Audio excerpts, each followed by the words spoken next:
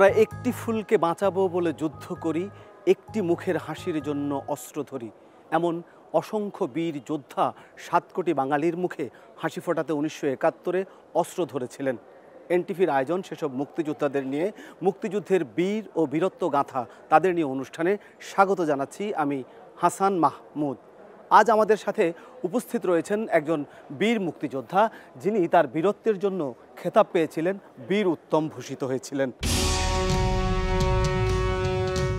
মহান মুক্তি সংগ্রামের এক বীর যোদ্ধা, অবসরপ্রাপ্ত মেজর ব্যারিস্টার মোহাম্মদ শাহজাহান ওমর বীর উত্তম ১৯৪৭ সালের ১৪ জুন ঝালকাঠি জেলার রাজাপুর উপজেলার সাঙ্গুর গ্রামে জন্মগ্রহণ করেন। ঝালকাঠিতেই শৈশব কাটান তিনি। অর্থনীতিতে এমএ পাশ করা অবসরপ্রাপ্ত মেজর মোহাম্মদ শাহজাহান ওমর লন্ডন থেকে ব্যারিস্টার ডিগ্রি লাভ করেন।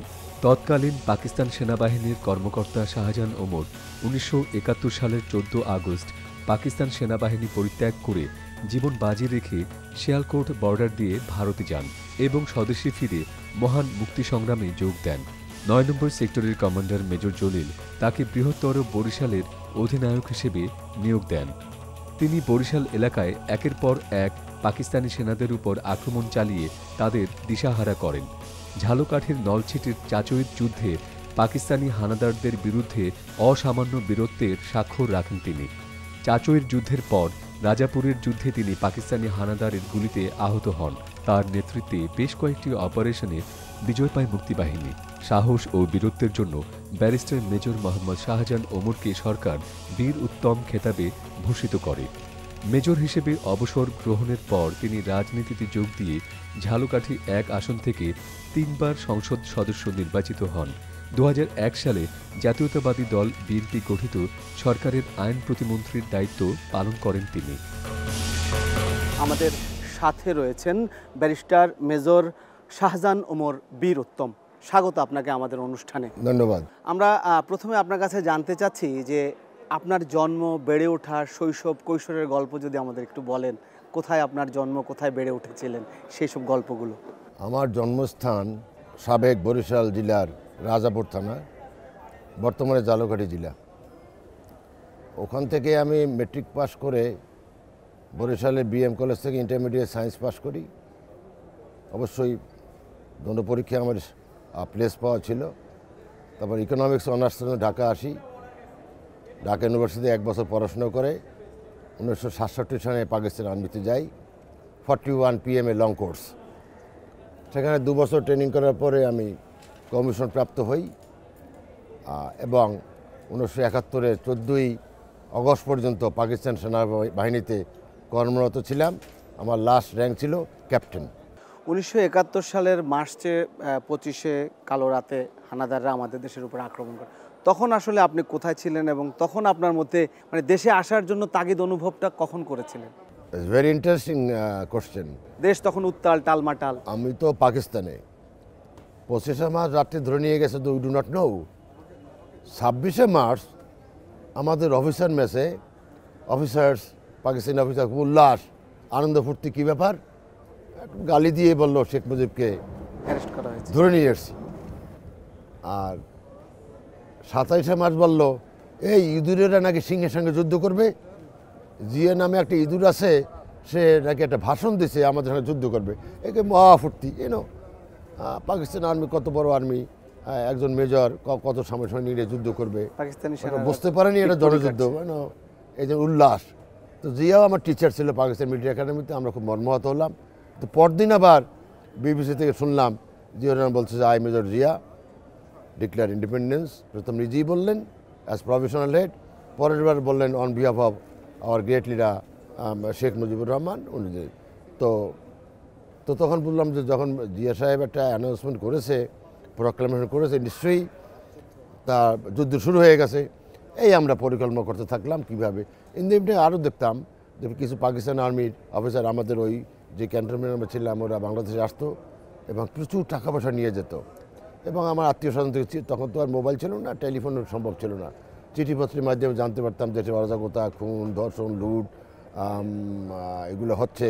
সংবাদ শোনারও তো কোনো ইয়ে ছিল না। মুক্তিকামী যারা তাদেরকে মারা হচ্ছে, ওই সংবাদ যেটু বিবিসি এবং আকাশবাণী, এছাড়া নাথিং এলস। বাংলাদেশের যে একটা রেডিও স্টেশন খুলছিল ওটা ওই ওয়েব পাকিস্তান পর্যন্ত যেত না, তো এগুলো আমরা শুনতাম। তো আমরা হয়তো আমার সাথে আরও দুজন, আমরা তিনজন।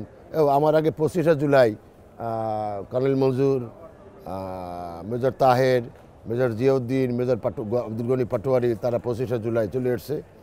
তো আমরা 14ই আগস্ট পাকিস্তানের স্বাধীনতা দিবস, ওই দিন আমাদের সরকারি ছুটি, ওই দিন সন্ধ্যায় আমরা পালাই বলবো না, পরিত্যাগ করি। মানে বিদ্রোহ করে না, বিদ্রোহ ঠিক না, পাকিস্তান আমি পরিত্যাগ করি। কারণ আমাদের একটা সিকিউর সার্ভিস ছিল। I was a captain at that time. It's a big post in Pakistan army, lots of money. সেই সিকিউর সার্ভিস ত্যাগ করে আমরা 4জন আমরা শিয়ালকোটে আসলাম। আরও ইন্টারেস্টিং, একজন আমার বন্ধু, সে বললো যে না আমি যাব না, তোমরা যাও, মহা মুসিবত, তা তাকে রেখে যাওয়া বিপদ, সে ধরা পড়লে সে বলে দেবে। যাই হোক, সে একটা হাইডআউটে রেখে আমরা 3জন চলে আসলাম, and successfully we have crossed Pakistan border and came to India. আচ্ছা, আপনি মহান মুক্তিযুদ্ধে 1971-এ বীর যোদ্ধা হিসেবে খেতাবপ্রাপ্ত হয়েছেন এবং সাহসিকতার সাথে অনেকগুলো যুদ্ধ করেছেন। আপনার অনেকগুলো অপারেশনের কথা উল্লেখ আছে, বিভিন্ন স্থানে এসেছে। আপনি যদি সেই সময়কার গল্পগুলো একটু বলতেন, ক্রমান্বয়ে কয়েকটা অপারেশনের কিভাবে আপনি পাক হানাদারদের বিরুদ্ধে লড়েছিলেন। আমি একজন ব্যতিক্রম ধর্মী মুক্তিযোদ্ধা। ওই সময় তৎকালীন পূর্ব পাকিস্তানে যারা বাঙালি অফিসার্স এবং জওয়ান ছিল, তারা পাকিস্তান আর্মির সঙ্গে লড়াই করতে করতে এক সময় ব্যর্থ হয়ে ভারতে যেতে বাধ্য হয়েছে। আর আমি পশ্চিম পাকিস্তানের খারিয়া ক্যান্টনমেন্টে ক্যাপ্টেন পদে কর্মরত ছিলাম। আমি পাকিস্তান আর্মি পরিত্যাগ করে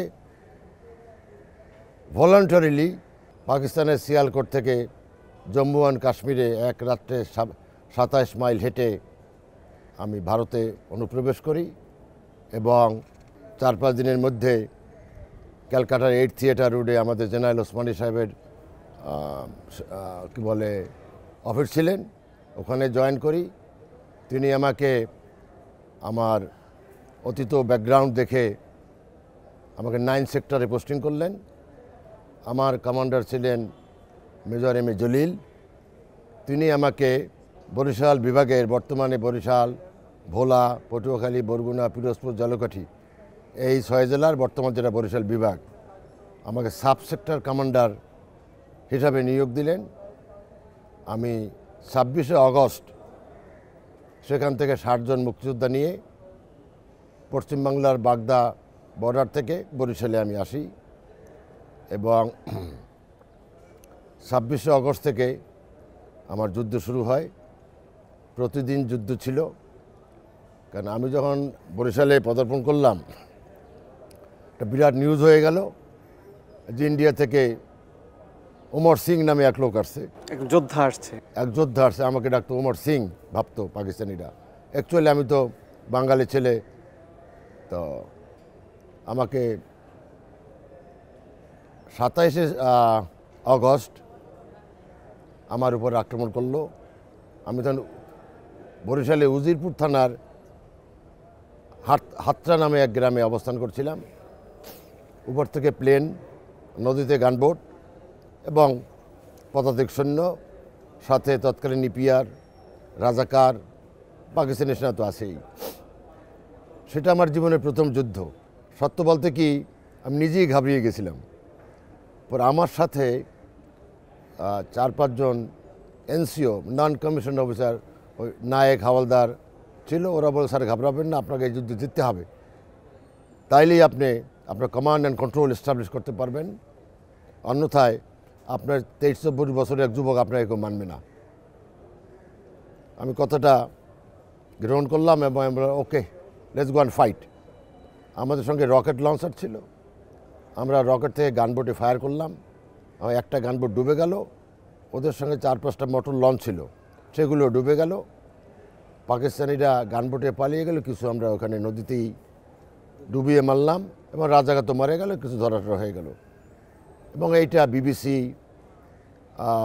ক্যালকাটার কিংবা আমাদের যে বেতার ছিল, দিল্লির যে বেতার, সেগুলি কি বলে, কি নাম জানো ওটার, আকাশবাণী প্রচার করেছে এবং বরিশাল অঞ্চলে একটা বিরাট সারা পড়ে গেল যে না, এই যুবক ছেলে যুদ্ধ করতে জানে এবং তার সাথে যুদ্ধে যোগ দিলে আমরা জয় হব। সাথে সাথে তৎকালীন পূর্ব পাকিস্তানে যারা সামরিক বাহিনীতে, পুলিশ বাহিনীতে, আনসার, ইপিআর, সেনাবাহিনী, বিমান বাহিনীতে ছিল এবং যারা 25শে মার্চের ঘটনার পরে গ্রামে গ্রামে গিয়ে গা ঢাকা দিয়েছেন, ওরা আমার সঙ্গে জয়েন করলো। দেখতে দেখতে আমার প্রায় 22-25 হাজার সৈন্য হয়ে গেল। In the meantime Bharat থেকে ট্রেনিং প্রাপ্ত দলে দলে আপনার 100, 150, 200 গ্রাম করে গেরিলা যোগ দিচ্ছে, আমার সঙ্গে যোগ দিচ্ছে। Ultimately it become a very big force. আমার অপোনেন্ট ছিল brigadier Bashir, colonel Atiq, major Nader Parvez. এই নাদের পারভেজ আমার পাকিস্তান মিলিটারি একাডেমিতে আমার টিচার ছিলেন। ক্যাপ্টেন আজমল আমার বন্ধু, ক্যাপ্টেন কাহার এবং অন্যান্য একটা ব্রিগেডের যে অফিসার থাকে ওনারা ছিলেন। ওনাদের সঙ্গে 4টে গানবোট ছিল, প্লাস ব্রিগেড ছিল, প্লাস মিলিশিয়া ছিল, পাঠান সোলজার্স 30 জন করে প্রতিটি জেলায় জেলায় একটা মিলিশিয়া বাহিনী, প্লাস পাকিস্তান আর্মির একটা রেগুলার কোম্পানি প্রতিটি জেলায় অবস্থান করছিল। তো আমার টার্গেট ছিল এই আনট্রেইনড সামান্য রসদ নিয়ে তো রেগুলার আর্মির সঙ্গে ফাইট করা, ফ্রন্টাল অ্যাট্যাক সম্ভব না। এই জন্য আমি হিট অ্যান্ড রান পলিসি নিলাম এবং আমি অ্যাম্বুশ করতাম। পাকিস্তান আর্মি যে কনভয় যেত রোডে আমি অ্যাম্বুশ করতাম, ব্রিজ উড়িয়ে দিয়ে সেখানে অ্যাম্বুশ পেতে থাকতাম। যখন আসতো তখন আমরা গুলি করে অনেককে হতাহত করতাম, অনেককে অ্যারেস্ট করতাম, গাড়ি ঘোড়া গাড়ি ধ্বংস করতাম এবং তাদের অস্ত্র দখল করতাম। তাদের অস্ত্র নিয়ে আপনারা বিউটি ইজ তাদের অস্ত্র নিয়ে আমরা শক্তিশালী হতাম, তাদের অস্ত্র দিয়ে তাদের বিরুদ্ধে আমরা যুদ্ধ করতাম। That is the beauteous part. আর আমরা রেইড করতাম। এটা তো গেলে অ্যাম্বুশ, একটা তো রেইড। অ্যাম্বুশ হলো টার্গেট আমাদের কাছে আসে, আমরা উৎপত্তি আসি, টার্গেট আমাদের কাছে আসে। আর রেইড হইলো আমরা টার্গেটে যাই। মনে করেন বাবুগঞ্জ একটা থানা, রাজাপুর একটা থানা, বাকেরগঞ্জ থানা, উজিরপুর একটা থানা, এইরকম মিলিটারি, তৎকালীন মিলিটারি ক্যান্টনমেন্ট, এইগুলো আমি অতর্কিতে আক্রমণ করতাম। এইটাকে বলে রেইড। এই দুইটা অবসর বেশি চলতো। তো পাকিস্তান আর্মি দিশাহারা হয়ে প্রতিদিন সকাল থেকে সন্ধ্যা পর্যন্ত আমাকে পাকড়াও করার জন্য, আমাকে পরাজিত বা বন্দি করার জন্য প্লেন থেকে, গানবোট থেকে এবং ফিজিক্যালি আক্রমণ করত। ইনশাল্লাহ জনগণের দোয়া ছিল এবং আমার মুক্তিযোদ্ধারা এত আনডাউন্টেড স্পিরিট, এত উৎসাহী ছিল, এত তাদের মধ্যে উদ্দীপনা ছিল যে প্রতিদিন যুদ্ধ না করতে পারলে ওদেরও ভালো লাগতো না। 2-1 দিন যুদ্ধে মিস গেলে ওরা বলতো, স্যার আজকে যুদ্ধ করলেন না, কোথায় যুদ্ধে যাবেন চলেন। তারাই আমাকে আরও উৎসাহিত করত। এইভাবে আমি অনেকটা যুদ্ধ করেছি। শুরু করে গৌরনদী থেকে, গৌরনদী যুদ্ধ করেছি, আশুলিয়া ব্রিজ উড়িয়ে দিয়েছি, বাবুগঞ্জে যুদ্ধ করেছি, দোয়ারিকা, শিকারপুর ফেরিঘাটে যুদ্ধ করেছি, উজিরপুর থানায় যুদ্ধ করেছি, ধামরা আমার ক্যান্টনমেন্টের ওখানে যুদ্ধ করেছি। তারপরে বরিশালের ক্যান্টনমেন্ট ছিল, বর্তমানে যে বরিশাল ক্যাডেট কলেজ, ওখানে পাকিস্তান আর্মি একটা কোম্পানি ছিল, ওখানে আমরা যুদ্ধ করেছি। বাকেরগঞ্জে যুদ্ধ করেছি, ভান্ডারিয়া, বুকাবনিয়া, আপনার মুলাদি, হিজলা, ভোলা, প্রতিদিন আমার পুরো বরিশাল বরিশালে আমার যুদ্ধ হতো। আমি করলাম, আমার 32টা উপজেলা ছিল, বর্তমান উপজেলা, ওই সময় আমরা বলতাম থানা। তো 32টা আমি বেস করে দিলাম। একজন সিনিয়র এনসিও বা হাবিলদার বা নায়ক তারা থাকতো সামরিক কর্মকর্তা, আর একজন সিভিলিয়ান স্বাধীনতার সপক্ষের শক্তি, বলিষ্ঠ ব্যক্তিত্ব দেখে তাকে বললাম সিভিলিয়ান প্রধান। সিভিলিয়ান প্রধানের কাজ ছিল এই আমার সৈন্য সামন্তরা কোথায় থাকবে, কি খাবে, কিভাবে যোগাযোগ করবে, এইগুলি ওনারা ব্যবস্থা করতেন। এবং মিলিটারি কমান্ডের কাজ ছিল অ্যাম্বুশ করা, রেড করা, অ্যাটাক করা, ডিফেন্স দেওয়া, শত্রুপক্ষকে ঘায়েল করা। এই দুইটা সমন্বয় করতাম এবং আমার 32টা বাহিনী ছিল এবং আমার সাথে সর্বদাই 400-500 লোক থাকতো। কোনো বাহিনী দুর্বল থাকলে সেখানে ইন্ডিয়া থেকে যে লোক আসতো সেখানে আমি দিতাম, অস্ত্র পাঠাতাম। এইভাবে আমরা যুদ্ধ চালিয়ে গেলাম সকলের সহায়তায়। জনগণের এটা জনযুদ্ধ ছিল, তাদের সাহায্যে সহযোগিতায় আমার ফোর্সরা 9 ডিসেম্বর বরিশাল শহর দখল করে এবং অনেক পাকিস্তানিদের আমরা বন্দি করি। অনেকে 8ই ডিসেম্বর রাত্রে জাহাজ যোগে ঢাকা পালিয়ে আসতে চেষ্টা করে, কিন্তু পথের মধ্যে মূল্যাদির নন্দীবাজার স্থানে আমরা বোমা বর্ষণ করে তাদেরকে আমরা ডুবিয়ে দেই। বাকি কেউ হয়তো সাঁতরিয়ে পালিয়ে যেতে পারছে কিনা আমি জানি না। আমরা একটু জানতে চাই যে কতজন দিয়ে শুরু করেছিলেন, শেষে এসে অর্থাৎ ডিসেম্বর পর্যন্ত এসে আপনার দলে কতজন যুক্ত হলো, এরা কারা? আমি 22শে আগস্ট মাত্র 60 বয়েজ, মাত্র 60 জন। 60 জন মুক্তিযোদ্ধা, এর মধ্যে 4 জন ছিল এনসিও। তারা প্রশিক্ষিত? ওই 1 মাস 2 মাস ট্রেনিং, গেরিলা ট্রেনিং, সময় লাগে না। আর্মি ট্রেনিং গেরিলা দেখছে অন দি মার্চ চলছে, এর মধ্যে ট্রেনিং হয়ে যায়। মোটামুটি প্রশিক্ষিত ট্রেনিং তো এখানে তো আর রেগুলার আর্মি না। কিভাবে গুলি করে, কিভাবে গুলি প্রতিহত করে, কিভাবে নিজের আত্মরক্ষা করে, কিভাবে একটা বাংকারে অবস্থান করে, একটা আর নিয়ে মানে গাছের পাশে গিয়ে গুলি করে, বাট উঁচু জায়গায় গুলি করে, থাকেতে গুলি করে, কিভাবে শত্রুদের সহজে দেখা যায়, এই basic training on the March training হয়ে যায়। তো ইন্ডিয়া থেকে আমাদের বরিশাল আসতে 4-5 দিন লাগতো। ওই যে নৌকায় হেঁটে আসতো, ওই সময় অনেকটা ট্রেনিং করতে হয়ে যেত, কারণ তাদেরকেও তো পাকিস্তান অ্যাম্বুশ করতো, ধরার চেষ্টা করতো। আর মূল কথা হলো মুক্তিযোদ্ধাদের, বিশেষ করে এদেশের যুবক, ছাত্র, শ্রমিক যারা ছিলেন, তাদের স্পিরিট ছিল। কারণ কারো মা রেপ্ট হয়েছে, কারো বোন রেপ্ট হয়েছে, কারো বাড়ি জ্বালিয়ে দিয়েছে, কারো ভাই খুন হয়েছে, কেউ অত্যাচারিত হয়েছে। এই সমস্ত ছেলেপেলে আমার সঙ্গে বেশি থাকতো, বিক্ষুব্ধ ছিল, এবং তারা প্রতিশোধ নেবার আগুনে মত্ত ছিলেন। এবং কিভাবে তাদের উপর যে অন্যায় অত্যাচার হয়েছে, কিভাবে প্রতিশোধ নেওয়া যায়, এইভাবে আমার সাথে অসংখ্য যুবক, ছাত্র, শ্রমিক যোগ দিলেন। তাতে শেষ পর্যন্ত আমি যখন 22শে ফেব্রুয়ারি 1972 অস্ত্র জমা দেই, তখন আমার 6টা ক্যাম্প ছিল। ভোলায় একটা, বরিশাল একটা, জালুকাঠি, পিরোজপুর, বরগুনা, পটুয়াখালী, 6টা। এক একটা ক্যাম্পে 5,000, 6,000, 7,000 করে মুক্তিযোদ্ধা ছিল। প্রায় 25 থেকে 30,000 মুক্তিযোদ্ধা আমরা অস্ত্র সমর্পণ করি, এবং তাদেরকে দুঃখের বিষয়, তাদেরকে মাত্র 50টা টাকা একখান ওসমানী সাহেব সার্টিফিকেট দিয়ে আমাকে মুক্তিযোদ্ধা ক্যাম্প থেকে বিদায় করতে হলো। আমরা তাদেরকে না দিতে পারলাম চাকরি, না দিতে পারলাম ব্যবসা, না দিতে পারলাম সুযোগ সুবিধা। এই মুক্তিযোদ্ধারা অ্যাকচুয়ালি 50 টাকা তাদের কাছে একটা অপমানজনক ছিল, তারা নিতে চায়নি। সার্টিফিকেটখানা অনেকে নিয়েছে, অনেকে সার্টিফিকেটই নেয়নি। তারা বললো, স্যার যুদ্ধ করেছি ওই টাকার সার্টিফিকেটের জন্য নয়, দেশের জন্য যুদ্ধ করেছি, আপনার নেতৃত্বে যুদ্ধ করেছি, দেশ স্বাধীন হয়েছে, শুকর আলহামদুলিল্লাহ, আমরা আমাদের সকাজে প্রত্যাবর্তন করি। জনাব ওমর, আপনি যদি একটু বলতেন যে যুদ্ধের সেই বিভীষিকাময় সময়গুলো, অর্থাৎ আপনার সামনে পাকিস্তানি হানাদার বাহিনী, বুলেট, গোলা, বারুদ সব কিছু আপনার কানের বা মাথার আশপাশ দিয়ে যাচ্ছে, সেসব বিভৎস সময়গুলোর যদি একটু বলতেন যে আপনি কতবার মৃত্যুর মুখোমুখি হয়েছেন। আমি আপনাকে আগেই বলেছি, আমি একজন ব্যতিক্রম ধর্মী ভলান্টিয়ার মুক্তিযোদ্ধা। কারণ তৎকালীন পূর্ব পাকিস্তানের যারা বাঙালি সৈন্য ছিল, তারা পাকিস্তানের আক্রমণের মুখে টিকতে না পেরে বিতাড়িত হয়ে ভারতে গেছেন। আর আমি পাকিস্তান থেকে, পাকিস্তান আর্মির চাকরি পরিত্যাগ করে ভলান্টিয়ার হয়ে শিয়ালকোট থেকে জম্মুতে এসেছি। তো ওই সময় শিয়ালকোট এবং জম্মুর বর্ডার ছিল 2 বাহিনী মুখোমুখি, একদিকে পাকিস্তান আর্মি, একদিকে ইন্ডিয়ান আর্মি, মানে ওয়েল সেট আপ। এদের মধ্য থেকে লেন খুঁজে ইনফিলট্রেট করা, এইটাই ছিল বড় যুদ্ধ।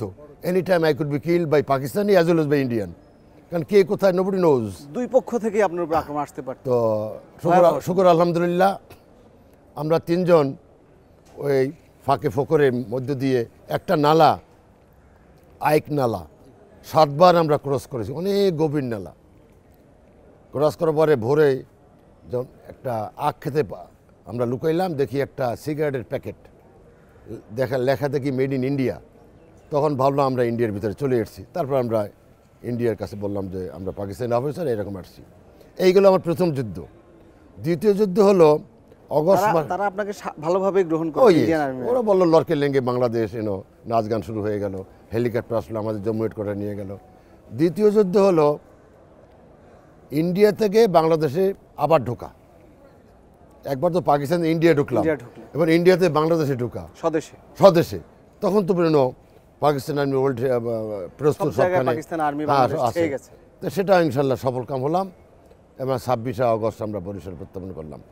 ফার্স্ট থিং হলো, প্রথম আমার অ্যাট্যাক, যে সাতলায় হাতরা নদীতে অ্যাট্যাক, যেভাবে বম্বিং হয়েছে এবং গানবোট সেলিং করেছে, আমরা কেউ ভাবিনি যে আমরা বাঁচতে পারবো। বা শুকর আলহামদুলিল্লাহ আমরা বাঁচতে পেরেছি এবং পাকিস্তানিদের প্রচুর ক্ষয়ক্ষতি করেছি, আমাদেরও আহত হয়েছে, শহীদ হয়েছে, নাম আমার লিপিবদ্ধ করা আছে। তো বরিশালে হইল কি বিউটি, দুটো রাস্তা, একটা ঢাকা থেকে ফরিদপুর হয়ে আপনার বরিশাল পটুয়াখালী রোড, আর একটা নৌপথে সদরঘাট, চাঁদপুর, বরিশাল, পটুয়াখালী, খুলনা রোড, দুইটা রোড। আমার প্রথম আমি করলাম কি, বরিশালের যে বর্ডার ফরিদপুরে বুরগাটা অঞ্চল, সেখানে গৌরনদী একটা ব্রিজ ছিল, আশুকাটি ব্রিজটা আমি উড়িয়ে দিলাম। তো গৌরনদী কলেজে পাকিস্তান আর্মি ছিল, ওরা এনসার্কেলড হয়ে পড়লো, আর ওদের খানা পিনার রাস্তা সব বন্ধ। সুতরাং তারা প্রথম আমার কাছে সারেন্ডার করলো। তারপরে দুইটা ফেরি ছিল, একটা শিকারপুর, একটা দোয়ারিকা, একটা উজিরপুর থানায়, বাবুগঞ্জ থানায়। এই ফেরি দুটো আমরা নিয়ে গেলাম, ওখানে কিছু রাজাকাররা পাহাড় দিতে, ওরা তো আমার মুক্তিযোদ্ধা হয়তো মেরেই ফেলছে, নিয়ে গেলাম। পাকিস্তানের আমি কমিউনিকেশন ওয়াজ কাট অফ। তারপর ওরা পাকিস্তানের আঁকড়া কাটলো বাবুগঞ্জ থানায়, একটা বিরাট হাই স্কুল ছিল, থানা ছিল, অন্যান্য প্রাতিষ্ঠানিক ভবন ছিল। আমি সেই থানা 5ই অক্টোবর আক্রমণ করলাম, কিন্তু আমি আক্রমণ জিততে পারিনি। আমি গুলিবিদ্ধ হয়ে আমার এখান থেকে গুলি লেগে এখান থেকে ঢুকে পিঠ থেকে বেরিয়ে যায়। তো কমান্ডার আহত হলে আর সৈন্যরা, এটা তো একদম যে নিজের গায়ে গুলি লাগা, আপনি সেদিন মৃত্যুবরণও করতে পারতেন। I was senseless for 2-3 hours. পরে যখন আমার সেন্স ফেললো, আমি বুঝতে পারিনি আমি আহত, পরে আবার পড়ে গেলাম। তখন ছেলেরা বলতেছে, আমি শুনছি, আরে স্যারের সমস্ত শরীর রক্ত, গুলি লেগেছে। কিন্তু তখন ডাক্তার ছিল না, ঔষধও ছিল না, ওই লোকালি একটা ফার্স্ট এইড ব্যান্ডেজ ট্যান্ডেজ করে। বাট গুলি আমার এইখান থেকে লেগে বেরিয়ে গেছে, কিন্তু হাড্ডি ভাঙে নাই। I am so safe. আচ্ছা, 5ই অক্টোবর। তারপর আমি অনেক যুদ্ধ পরিচালনা করছি, আহত হয়নি। আহত হয়েছে দ্বিতীয়বার চাঁচইরে 13ই অক্টোবরে, আমার পায়ে স্প্লিন্টার লেগেছে, সেখানে আহত হয়েছি। চাঁচইরে তো আমার বিরাট সাফল্য, আমার সাথে 400-500 ছিল, শেষ পর্যন্ত 2-3 হাজার হয়ে গেল। আমার টিচার মেজর নাদির পারভেজ, সে আমার যুদ্ধে হেরে গেছে, সে পালাতে বাধ্য হয়েছে, এবং ক্যাপ্টেন আজমল, ক্যাপ্টেন কাহা, সকলকে আমরা বন্দি করি, এবং সেটা বিরাট যুদ্ধ। বরিশাল আপনারা প্রথম আক্রমণ করেছিলেন। আমরা দেখলাম একটা বাড়িতে আগুন দেয়, তা আমরা ভাবছি রাজাঘাট আগুন দেয়। আমি 5-7 জন লোক নিয়ে এই আগুনগুলি নিবা। পরে একজন বলে, স্যার ওই যে আসতেছে কালো ডাংরি মানে কালো পোশাক, রাস্তা দিয়ে আসতেছে। আমার সাথে লোকজন আসলো, আমরা মোটর চার্জ করলাম, মেশিন গান ওপেন করলাম, বাস তারা পিছনে করলো। তারপর আমরা ধাওয়া করলাম, ধাওয়া করে ধরলাম, মারলাম, এটা করলাম। সন্ধ্যা হয়ে গেছে, তারপর ওরা বরিশাল পালিয়ে গেছে, কেউ জালুকাঠি, কেউ পিরোজপুর, কেউ বরগুনা পালিয়ে গেছে। আমরাও রাত্রে তো গেরিলারা নাইট অ্যাটাক, নাইট ফাইটে অভ্যস্ত না, যার জন্য আমরা রিট্রিট করে আমাদের রাতের বেলায় আক্রমণগুলো। তারপরে 23শে নভেম্বর আমার নিজের থানা রাজাপুরে আমি যাচ্ছিলাম ভান্ডারি অ্যাটাক করতে। পরে দেখলাম রাজাপুরে গোলাগুলি হয়, আমি রাজাপুরে চলে আসলাম, অ্যাটাক করলাম। সেখানে আমার একটা মেশিন গানে গুলি হলো, পায়ের এইখানে গুলিটা লাগছে। আমার নিজের মেশিন গান ভেদ করে এইখানে 3টে গুলি, একটা ভিতরে ছিল, 2টা বের হয়ে গেছে। যুদ্ধের পরে হোলি ফ্যামিলি হাসপাতালে সেই গুলিটা আমার অপারেশন করে এগুলিটা বাইর করা হয়েছে 25শে জানুয়ারি। তার মানে আপনি মোটামুটি 3 থেকে 4 বার গুলিবিদ্ধ হয়েছেন। 4বার ফ্যাটালি ওন্ডেড। আল্লাহর ইচ্ছা আমাকে বাঁচিয়ে রাখছে আজকে 55 বছর পর্যন্ত। আমি আই হ্যাভ নো কমপ্লেইন, শারীরিকভাবে সুস্থই আছি। এই পর্যায়ে আপনার কাছে একটু জানতে চাচ্ছি, মুক্তিযুদ্ধের যে আপনারা বীর যোদ্ধারা যা চেয়েছিলেন এই দেশ সম্পর্কে, স্বাধীন হলো দেশ, এবং আপনি যখন 16ই ডিসেম্বরে আপনি বিজয় অর্জন করলো বাংলাদেশ, তখন আপনি আপনার বাবা মায়ের কাছে কখন ফিরলেন, সেই মুহূর্তটা যদি একটু বলেন। কারণ তখন টেলিফোন বা কোনো গণমাধ্যম ছিল না। আপনার বাবা মা কি জানতো বেঁচে আছেন আপনি, বা আপনি কি জানতেন আপনার বাবা মা বেঁচে ছিলেন? আমি যখন পাকিস্তান থেকে কোনো চিঠিপত্র আর দেই না, তখন তারা একটা আঁচ করতে পেরেছিল গেল কোথায়। তো আমি একটা চিঠি লিখলাম যে এটি আমার শেষ চিঠি। আমাকে লিখলেন? আমার বড় ভাইকে। উনি ইঞ্জিনিয়ার ছিলেন, বেগমগঞ্জ এক্সিকিউটিভ ইঞ্জিনিয়ার নোয়াখালী। যে আপনার আমাকে খোঁজ করবেন না, আমি একটা মিশনে যাচ্ছি, ইনশাল্লাহ আইল বি সেফ, খোঁজ খবর নেবেন না, সমস্যা আছে। এই চিঠি দিয়ে তারা বুঝলো হয়তো বা আমি যুদ্ধের জন্য চলে আসছি। রাজাপুরে আমার বাবা মা ছিলেন, তো এক ফাঁকে তা মার সঙ্গে দেখা করলাম, যে বললো যে মা তোমরা ওখান থেকে, আমাদের আর একটা বাড়ি আছে খুলনার মোরেলগঞ্জ থানার একদম সুন্দরবনের কাছে, তোমরা ওইখানে যাও। তারা নৌকা করে ওইখানে চলে গেল। যুদ্ধের সময় আর দেখা হয়নি। স্বাধীনের পরে তারা আবার আসছে, আবার দেখা হয়। তখন তো আমার ব্যান্ডেজ, পুরো পায়ে ব্যান্ডেজ, গুলিবিদ্ধ, হাতে পায়ে মাথায়, হাতে পায়ে মাথা কালো হয়ে গেছি, শুকনা টিকচিক হয়ে গেছি, না খেয়ে সে একটা বিভৎস সিন। এনিওয়ে দেশ স্বাধীন করতে পেরেছি। আমি যুবক ছিলাম, 24 বছরের। আমার যদি কোনো সামান্য অবদান থাকে এই দেশের জন্য, আমি গর্বিত। আমার ফ্যামিলি, আমার চিলড্রেন, গ্র্যান্ড চিলড্রেন, তারাও গর্বিত। আপনারা যারা বন্ধু বান্ধব আছেন অবশ্যই আপনারাও গর্বিত। I have done my job. আমি যখন ইয়াং ছিলাম, I have done my job. দেশের জন্য আপনার কাজটা আপনি করেছেন। এখন এই দেশে কী হচ্ছে, ইটস এ পলিটিক্যাল ইস্যু, এগুলা আপনিও জানেন, আমিও জানি। তবে এই জন্য আমরা যুদ্ধ করিনি। মানে দেশের যেই দেশ দেখতে চেয়েছিলেন সেটা কি পেয়েছেন? আমরা দেখতে চেয়েছিলাম যে 70 ইলেকশনে আওয়ামী লীগ নিরঙ্কুশ সংখ্যাগরিষ্ঠতা পেয়েছে, পাকিস্তানিরা তাদেরকে ক্ষমতা দেয়নি দেশ পরিচালনার। তার প্রতিবাদে যুদ্ধ করেছি। 25শে মার্চের নির্বিচারে হত্যা, লুণ্ঠন, ধর্ষণ, খুন এর বিরুদ্ধে যুদ্ধ করেছি। পুরা 9 মাস পাকিস্তানি বাহিনী, রাজাকার বাহিনী, আলবদর বাহিনী, পিস কমিটি বাহিনী, মুসলিম লীগ বাহিনী যে অন্যায় করেছে এর থেকে পরিত্রাণের যুদ্ধ করেছি। মানবাধিকারের জন্য যুদ্ধ করেছি, গণতন্ত্রের জন্য যুদ্ধ করেছি, এদেশের উজ্জ্বল ভবিষ্যতের যুদ্ধ করেছি, উত্তরোত্তর উন্নতির যুদ্ধ করেছি, এদের স্বাধীন সার্বভৌম শক্তিশালী রাষ্ট্র হিসাবে প্রতিষ্ঠিতভাবে এই জন্য যুদ্ধ করেছি। Alas I am sorry to say, আমরা সবগুলি উপার্জন করতে পারিনি। ব্যক্তি স্বার্থে, দলীয় স্বার্থে, ক্ষমতা ধরে রাখার স্বার্থে দেশে আজকে রিজার্ভ নাই। দেশের দাম, জিনিসপত্রের দাম হুড় করে বেড়ে যাচ্ছে। দেশের শিক্ষা বিভাগ ধ্বংস হয়ে গেছে, প্রশাসনিক বিভাগ ধ্বংস হয়ে গেছে। দেশে অরাজকতা, দলীয় কোন্দল, হরতাল, মিটিং মিছিল, মারামারি, খুনাখুনি, গুম, এই দেশ আমরা আশা করিনি। আমি আশা করি বর্তমানে যারা রাজনৈতিক নেতৃত্ব দিচ্ছেন বা ভবিষ্যতে দিবেন, তারা যে অঙ্গীকার নিয়ে, যে প্রতিজ্ঞা নিয়ে, যে আশা ভরসা নিয়ে আমরা যুদ্ধ করেছি, এইগুলো ওনারা বাস্তবায়ন করবেন। একজন মুক্তিযোদ্ধা হিসেবে, একজন বীর উত্তম হিসেবে আগামীর প্রজন্মের জন্য কিছু বক্তব্য দেবেন কিনা? আগামী প্রজন্মের কাছে আমার বক্তব্য, ব্যাঘ্রের মতো বিপুল সূর্যে বাঁচিব একটি দিন, মেষ হয় তবু চাই না বাঁচিতে শতবর্ষ জীবিকা, হাই প্রিয় সার্বভৌমত্বহীন। অসাধারণ, অসাধারণ। দর্শক, এতক্ষণ শুনছিলাম একজন বীর উত্তমের মুক্তিযুদ্ধের বীরত্ব গাথার গল্প।